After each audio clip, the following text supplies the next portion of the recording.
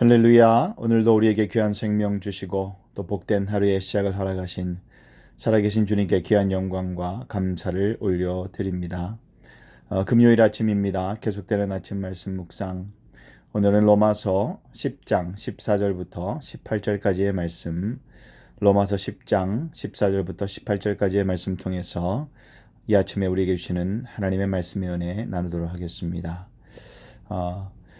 오늘 본문의 말씀의 대략적인 내용을 먼저 짚어보고 말씀을 구체적으로 보도록 하겠습니다. 이전 단락에서 사도 바울은 이러한 내용을 말하고 있습니다. 율법의 마침이 되시는 예수 그리스도, 이 예수님을 이제 정확하게 소개를 하고 율법을 행하려다가 의에 이르지 못한 이스라엘을 예수 그리스도에게로 향하려는 그러한 의도가 있었습니다. 그래서 특별히 신명기의 말씀을 인용했었죠. 그래서 율법의 중심에 바로 예수 그리스도가 있다. 율법의 시작되시고 또 중심이시고 또 율법을 마치시고 완성하시는 분은 예수 그리스도시다라고 이제 그렇게 말하였습니다. 이렇게 한 이유는 율법이라는 것은 이스라엘에게 너무나 가깝고 그들의 삶이죠. 율법이 그들에게 이렇게 가까운 것처럼 예수 그리스도를 율법의 중심에 두고 그래서 이 신앙이라는 것도 예수님을 믿는 신앙이라는 것도 율법처럼 아주 가깝고 친근한 것으로 이제 그렇게 소개를 하였던 것입니다. 그래서 사도 바울은 이스라엘이 율법과 매우 가깝고 친근한 것처럼 예수 그리스도를 이제 그렇게 예수 그리스도를 주로 불러서 구원에 이르도록 율법과 늘 같이 이렇게 친근하게 생활했던 그들에게 예수 중심의 삶으로 이제 돌이키려는 이제 그러한 의도가 있었습니다. 그러한 맥락에서 오늘 본문의 말씀을 이제 계속해서 이어서 보아야 할 것입니다.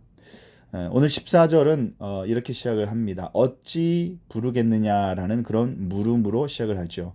이 질문은 이전 절 13절과 자연스럽게 연결이 되어 있습니다.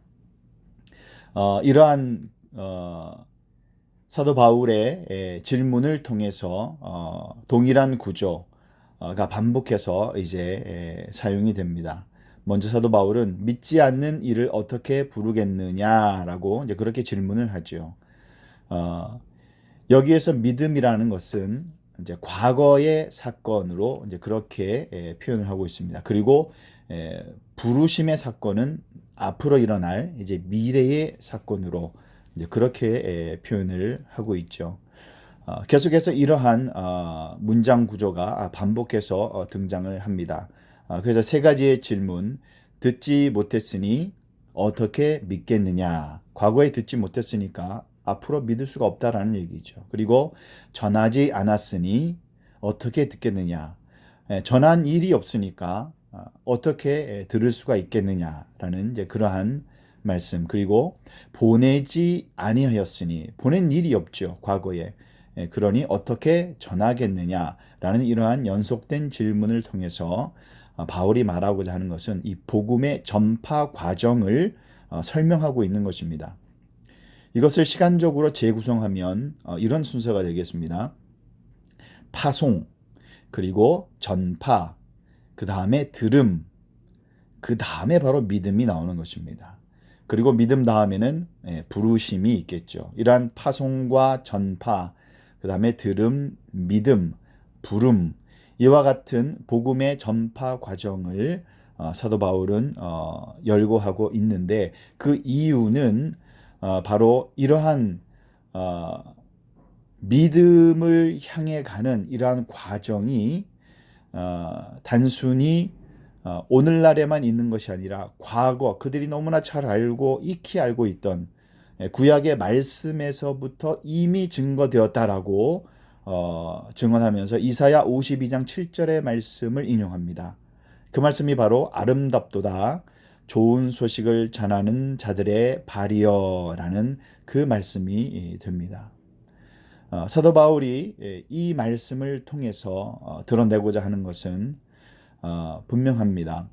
계속해서 9장부터 10장까지 이어오는 내용 중에 중요한 흐름 하나가 율법을 통해서 얻는 의와 그리고 믿음을 통해서 얻는 의, 이 두 가지 의를 계속해서 비교해 왔죠. 그래서 율법의 행위와 다르게 믿음을 통한 칭의에는 반드시 이 복음의 전파 과정이 필요하다라는 것을 얘기하고 있는 것입니다. 이러한 과정을 거쳐서 우리가 복음의 소식을 들어야 한다라는 일종의 당위성을 구약의 말씀을 인용해서 그들에게 설득하고 있는 것입니다.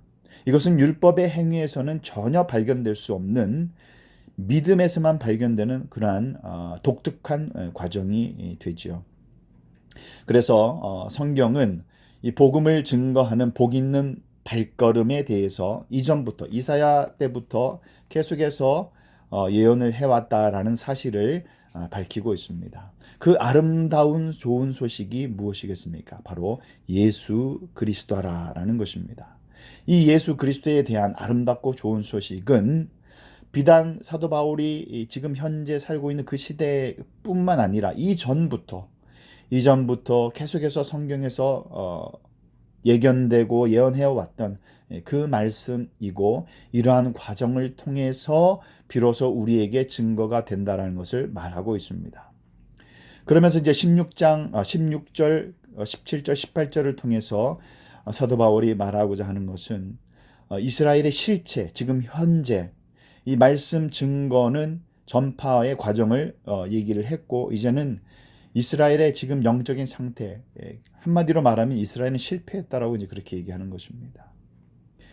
계속해서 우리 다음 시간에 보겠지만 그렇다고 해서 사도 바울이 너희는 실패했으니까 너희는 끝났다라고 얘기하는 것이 아니라 그런 영적인 상태를 정확하게 진단하면서 그러나 끝까지 포기하지 아니하시는 그 하나님의 구원의 소식을 받아들여라라고 이제 우리가 이제 내일 말씀을 통해서 보겠습니다만 지금 말하는 사도 바울이 말하고자 하는 그것은 이 말씀의 전파의 과정과 그리고 지금 이스라엘은 그것을 받지 못했다라는 그런 영적인 현실을 말하고자 하는 것입니다. 계속해서 말씀을 보겠습니다. 이렇게 복음을 전하는 자들의 수고로 복음이 널리 전파되었지만 복음을 전해 들은 사람들 모두가 이 복음에 순종한 것은 아니죠. 사도 바울은 주여 우리의 전한 것을 누가 믿었나이까 라고 말한 이사야의 또 다른 예언을 인용해서 이렇게 설명하고 있습니다. 많은 구약의 예언들을 본문을 이제 복음 전파와 관련해서 인용을 하고 있죠. 복음은 전파자들을 통해서 이렇게 세계 곳곳에 퍼져 나갔지만 정작 복음 전파의 주인공이 되어야 할 이제 바울은 이걸 말하고 싶은 것입니다. 복음 전파의 주인공이 되어야 할 이스라엘은 이 믿음에서 어떻게 보면은 떨어져 나갔다라고 말하는 겁니다. 사도 바울은 이스라엘이 믿지 않는 이유가 듣지 못했기 때문이 아니라 듣고서도 순종하지 않았기 때문이다라고 그렇게 밝히고 있습니다. 복음은 이미 땅끝까지 이르렀다라고 18절 말씀에 그렇게 증거하고 있죠. 시편 19편 4절의 말씀을 통해서 그렇게 인용합니다. 그 소리가 온 땅에 퍼졌고 그 말씀이 땅끝까지 이르렀도다. 그렇게 말하고 있습니다. 이스라엘 사람들은 우리 지난 시간에 살폈듯이 신명기 30장 11절부터 14절까지의 내용처럼 말씀이 멀리 있지 않았어요.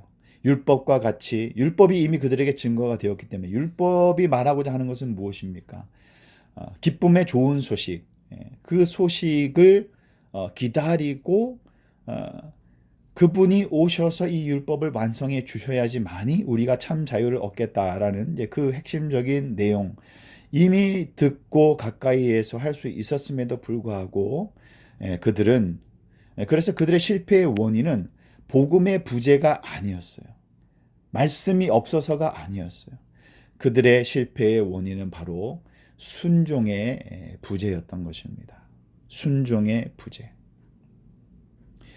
분명히 그들이 말씀을 들었음에도 불구하고 그들은 그 좋은 소식을 또 많은 복음에 증거하는 증거자들의 발걸음을 통해서 들었음에도 불구하고 그들은 순종하지 못했다라는 그러한 말씀을 오늘 하고 있습니다.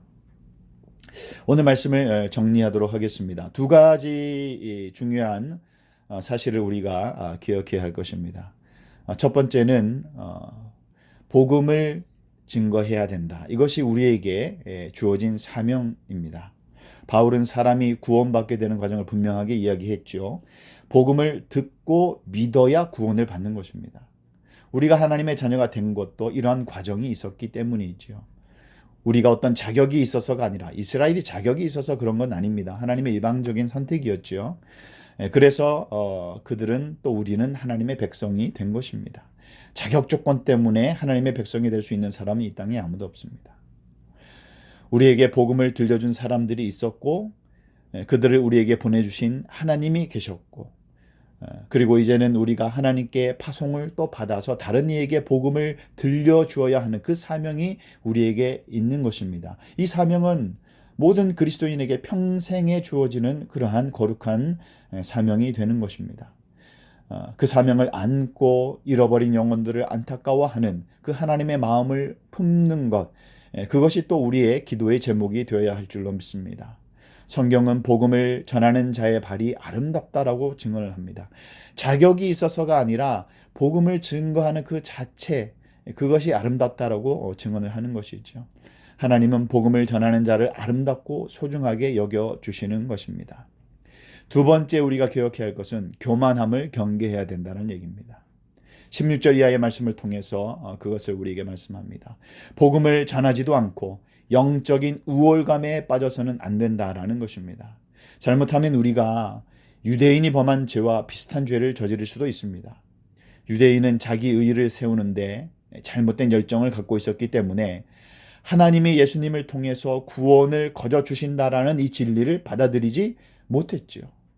그리고 선민의식에 빠져서 이방인을 정죄하고 그들을 멸시했습니다. 이방인들을 사람 취급하지 않았습니다. 율법의 잣대를 가지고 판단하고 정죄하기에 바빴습니다. 자신들만이 하나님께 선택받았다는 착각을 했습니다. 우리는 어떻습니까? 우리는 복음을 어떻게 대하고 있는지 우리가 살펴보아야 할 것입니다.